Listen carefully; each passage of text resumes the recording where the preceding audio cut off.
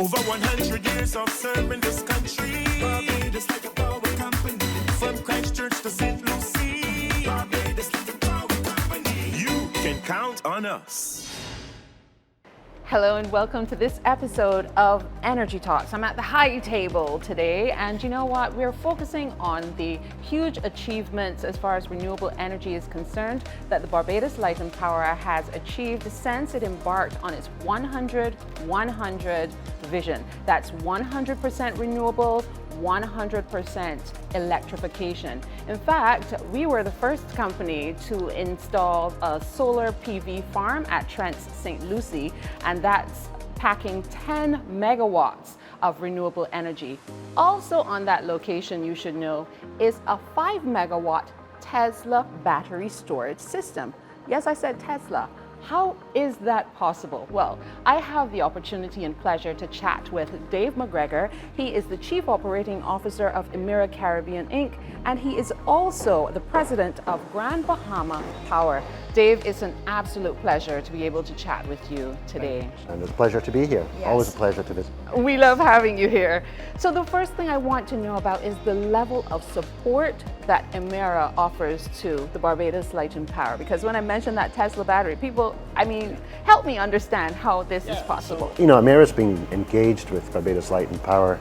I came down here, I think in 2013. I lived here full time till 2018. And really helped create the link between Emera Incorporated in Halifax, Nova Scotia, and Barbados. So that initiated the 10 megawatt solar project at Trent's that you talked about, which also, by the way, has over 600 blackbelly sheep grazing. Our natural lawnmowers. Absolutely. And that led also to the development of the Tesla battery. We leveraged our resources in Emera in Halifax to attract the best of the best, which was Tesla at the time, and I believe Tesla still offer a great product.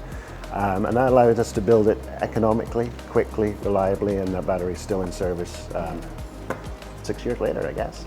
With that said though, Dave, I would like you to tell me about some of the trends maybe that Emera has been focusing on. Energy trends, what can we expect? In our Tampa utility, they're getting towards the end of completing 1,200 megawatts of solar. You talked about 10. Mm-hmm. Barbados needs about 500 to 600 megawatts of solar to complete that vision. And again, we'll be leveraging Emera resources so we can do that quickly, effectively, and most importantly, cost affordability. That's important. That's absolutely critical. Yeah, it's absolutely critical. Yes. But you asked me about trends. So, what's almost bigger than that, what keeps me up at night actually, is more risk and resiliency.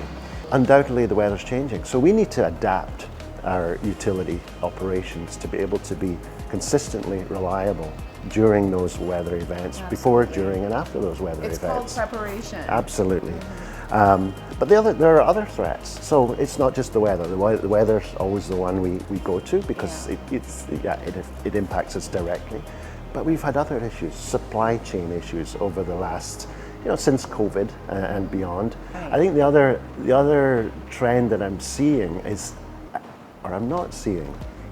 the world's commitment to energy efficiency and energy conservation. Yeah. Demand is growing. Despite commitments to energy conservation, demand is growing. I think Barbados Light and Power saw their biggest demand year ever last year. So every time you click on Facebook, every time you click on TikTok, LinkedIn, whatever, that signal's going through a data center somewhere. And it needs an enormous amount of power to drive it. So your sentiment on behalf of Emera as we wrap up, what do you want to leave with that person watching? Yeah, the person watching, I want them to understand that, at Emera, we're committed to the energy transformation. Not just in Barbados, not just in Bahama, where I also work, in Tampa, in Nova Scotia. And we're here to drive that forward. We need to work with government, we need to work with the regulator, we need to work with our stakeholders, local industry, our customers. Because together, if we work on this together and we're aligned, we'll get it done. Dave, thank you so much. It was great chatting with you. Let's high five on that. Great conversation.